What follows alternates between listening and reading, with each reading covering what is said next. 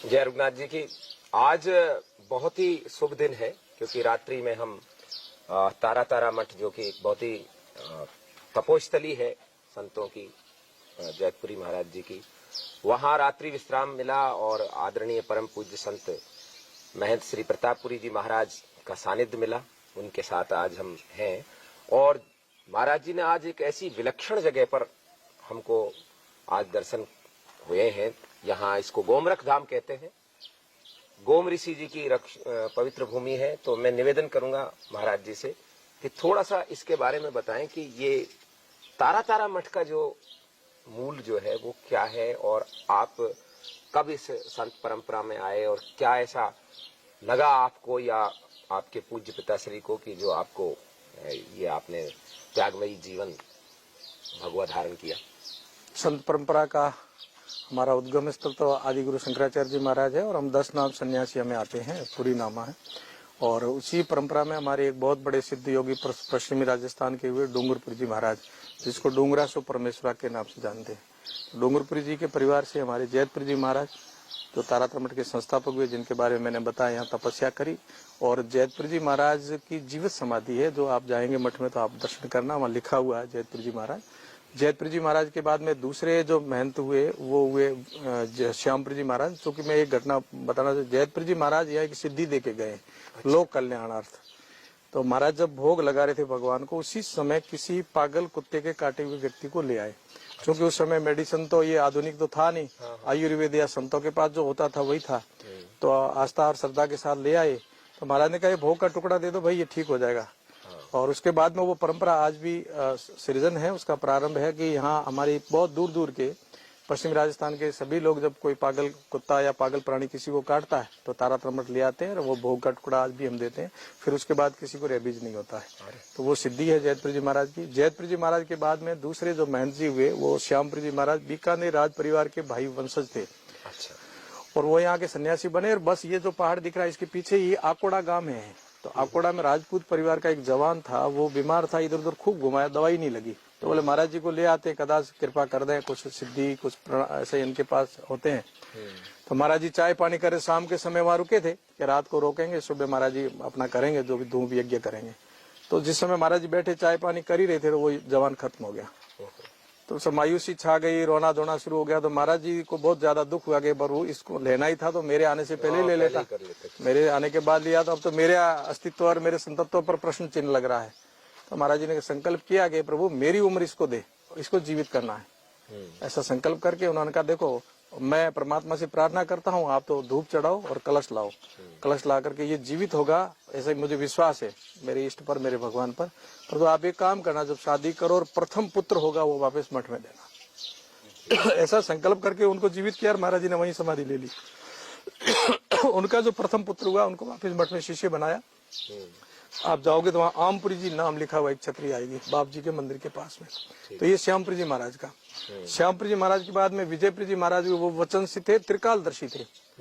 जो कि विजयपुरी जी महाराज इतने उच्च कोटि के योगी थे कि हिमालय के गिरी कंदराओं के योगी भी महाराज जी के पास आते थे योग साधना करने के लिए। अच्छा। और उनमें से एक इंद्रगिरी जी महाराज आए थे हिमालय से, उनकी भी जीवित समाधि है इंद्रगिरी जी की। दोनों का मैं प्रसंग सुनाऊंगा। विजयपुरी जी महाराज ने जीवित समाधि ली। तो विजयपुरी जी महाराज ने जीवित समाधि लेने से पहले 6 महीने पहले घोषित किया था कि मेरा ये तिथि रहेगी, ये वार रहेगा और इस दिन मैं जीवित समाधि लूंगा। पर तो सभी संतों को बुलाओ, उनके दर्शन करके फिर भंडारा करूंगा, फिर मैं जीवित समाधि लूंगा। तो आ गए सब कि महाराज जी जीवित समाधि लेंगे। तो महाराज जी की जो विधि थी वो योग के भाषा में कह सकते हैं कि एक तो मन आसक्ति रहित होना चाहिए, अंतिम समय आसक्त नहीं रहना चाहिए, और शरीर मल रहित होना चाहिए, कंचन काया जिसको कहते हैं। तो आपकी गति आप जहाँ चाहोगे वहाँ ले जा सकते हैं। तो दोनों विधियां थी उनके पास में, आसक्ति थी नहीं और मल रहित शरीर को कर दिया था। और एकदम वो लेट गए अपने आसन पर कि पहले इन संतों को भोजन करा, उसके बाद में मैं मेरी जीवित समाधि की प्रक्रिया करूंगा। क्योंकि ये घटना ऐसी घटी कि महाराज चतर ओढ़ के सोए हुए थे, तो एक महात्मा जी आए, उन्होंने प्रणाम किया। उनके मन में ये था भी मैं महाराज जी को प्रणाम करूं, अंतिम अभी महाराज जी जीवित समाधि लेंगे। तो महाराज जी ने न तो उनको प्रत्युत्तर दिया और न हिले डुले, कोई शरीर में गति नहीं कही। उनको शंका होगी कि महाराज जी ने प्राण छोड़ दिए, विसर्जन हो गया और जीवित समाधि ले ली है। तो उसने जाकर के वापिस अफवाह फैला दी कि भाई भोजन नहीं करेंगे, महाराज जी ने तो समाधि ले ली। जबकि भक्त लोग महात्माओं को कह रहे भोजन करने उठो, भक्त, और वो कोई उठे नहीं। तो ये बहुत ज्यादा फैली, तो भक्त वापस महाराज जी के पास आए कि बाप जी कोई संत भोजन नहीं कर रहे।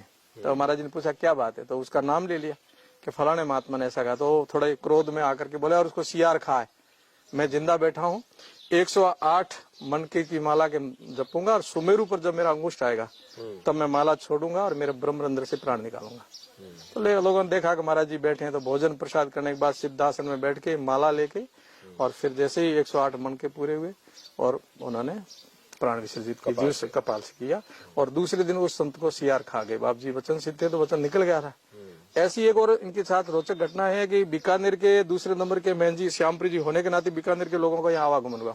एक सेठ परिवार में उसके 6-7 लड़कियां थी। तो वो ये आशा लेके आया कि महाराज मुझे लड़का दे देंगे मेरी वंश वृद्धि के लिए। छोटी बच्ची सेठ की गोद में बैठी थी, तो उसको माँ के पास जाना। तो माँ को हमारी यहाँ बाई भी कहते हैं और बहन को भी बाई कहते हैं। दोनों को कहते हैं। तो वो बार बार बाई बाई उच्चारण कर रही थी। तो सेठ ने अपनी होशियारी से बच्ची के मुंह पर हाथ रखा, बोले ये कहीं बाई ना मांग ले। हाँ भाई ना मांग ले। और महाराज जी त्रिकालदर्शी थे, महाराज समझ गए कि सेठ मुझे बहुत बड़ा समझ रहे। सामने गाय खड़ी थी, तो वो गाय पूरी काली थी, बीच में टीका था। उसको आदेश दिया, रे टीकली तूने खूब खींचड़ा खाया मटका, अब सेठ के घर जा, सेठ को सुख देना, तू भी सुखी होगी। तुरंत गाय ने प्राण छोड़े। 9 महीने बाद लड़की के रूप में आई, जैसे गाय के टीका ऐसे बच्ची के टीका।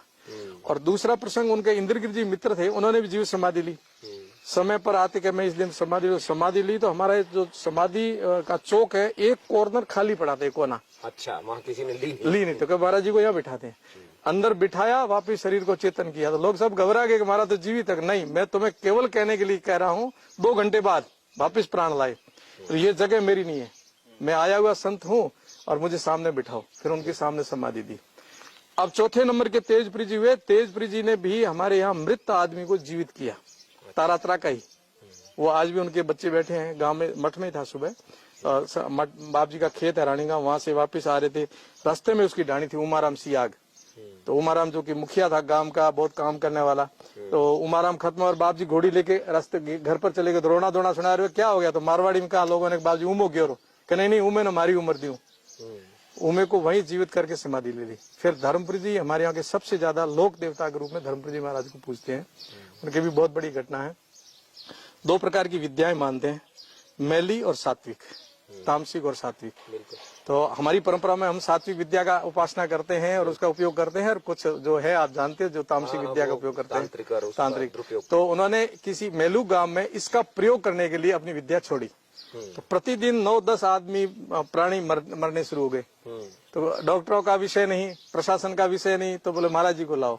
तो महाराज जी ने अपने योग बल पर देख करके सुबह सुबह शमशान भूमि गए, वापिस आए। उन्होंने कहा मुझे छूना मत कोई, जब तक मैं नहीं कहूँ। तो बैठे रहे। थोड़ी देर बाद कोई भगत आया, जबरदस्त छू दिया। तो उन्होंने कहा कि अब देखो तुम्हारे में से कोई नहीं मरेगा, मुझे अभी समाधि लेनी पड़ेगी, क्योंकि छू दिया मेरे को। हाँ, तो धर्मपुरी जी की वहाँ समाधि स्थल है मेलू में बड़ा। और गांव गांव के अंदर इनके आराध्य देव को जिस प्रकार पूजते हैं, ऐसे घर घर में उनका मंदिर होगा, व्यक्तियों का नाम। फिर मेरे गुरु जी मोहनपुरी जी, तो मोहनपुरी जी भी बाल्यावस्था में सन्यासी बने। जो बच्चा जन्मता रोता है ना, बाल साध कहते हैं, तो वो बंद नहीं हुई। तो उनके माता पिता घबराए और बाप जी के पास लाए। धर्मपुरी जी से कहा कि बाप जी बच्चा तो रोना बंद नहीं कर रहा, डॉक्टर कह रहे हमारे कुछ समझ में नहीं आ रहा। तो थोड़ी देर चांद बोले, ये तो भाई संत होगा इसलिए रो रहा है, इसको संत बनना होगा। तो बाप जी जीवित रहे इसलिए आपको समर्पण करना है। जैसे उन्होंने संकल्प किया, ऐसे रोना बंद किया। 5 वर्ष की उम्र में यहाँ आए, फिर पूरे 15-16 साल की उम्र में यहाँ से निकले, बाहर साधना की, फिर आकर के उन्होंने भी जीवित समाधि की तरह ही अपने शरीर को विसर्जन किया। अंतिम समय से सरोदा देखा, सरोदा देख के गाय का दही मंगाया, गाय का दही मंगा करके कांसी के बर्तन में बोले पिलाओ मुझे। पिया, फिर दोबारा दोहराया, फिर कब जाऊंगा। अब मुझे संकेत कर दे चुके थे 6 महीने पहले कि मैं लगभग 6 महीने में मेरे शरीर को त्यागूंगा। अब रही बात मुझे मेरे सन्यासी बनने की, मैंने कई बार सुनाया भी है, शायद आपको जानकारी हो। मेरी माता जी को पागल कुत्ते ने काटा था। अच्छा। और माता जी ग्रामीण परिवेश से थी, तो उन्होंने गंभीरता से लिया नहीं कि पागल कुत्ते काटने से क्या फर्क पड़ेगा। 2.5 दिन बाद माता जी खुद पागल हो गई, रेबीज हो गया। अब घर से दौड़े इधर उधर, तो लोगों ने देखा क्या हुआ, पानी लेके, तो पानी पिए नहीं। पूछा तो सामान्य, जब वो कीटाणु सक्रिय होते हैं तब तो उनमें रहता है, और बाद में सामान्य। तो उनका मुझे तो कुत्ते ने काटा था। तो दिखा दिया, पैर में लगा हुआ था। तो डॉक्टरों से पूछा, डॉक्टरों ने मना कर दिया कि भाई अब हमारे यहाँ मतलब। उस स्थिति में माता जी को यहाँ लाए। मैं माँ के पेट में था 5 महीने का उसमें। यहाँ ला के महाराज जी से मेरे पिताजी ने आप कहा, भी लेके आए फिर इसका मतलब? नहीं माता जी को भगवान लाए, तो मेरे पिताजी ने कहा कि बाप जी ये स्थिति है, 2 जीव मरेंगे। शाम रात्रि भर बाप जी ने धूप पूजा जो भी करनी थी, सुबह उठ के बोले चिंता मत करना, लड़का होगा संत बन के धर्म का काम करेगा और तुम्हारा नाम करेगा, कोई नहीं मरेगा, घर जाओ। मैं आपके सामने प्रमाण हूँ कि आज भी मैं खड़ा हूँ और मेरी माता जी अभी 105 वर्ष की होगी, स्वर्गवास गए थे वो तो ये संत परंपरा एक तरह की अलग परंपरा है और भगवान करे हम इसका निर्वहन करते रहें। आगे आगे जो भी होगा गुरु की कृपा, एक दिव्य कृपा हम सब पर बनी रहे, हमारा जीवन सफल हो जाए। हम बस इतना ही, हम हमारे कर्तव्य का निर्वहन करें, बिल्कुल इसमें हम चलते रहेंगे। बाकी प्रभु की इच्छा होगी पुनः पधारना, आप दर्शन करना। ये तारातरा मठ का संक्षिप्त है, फिर कभी और चर्चा करेंगे।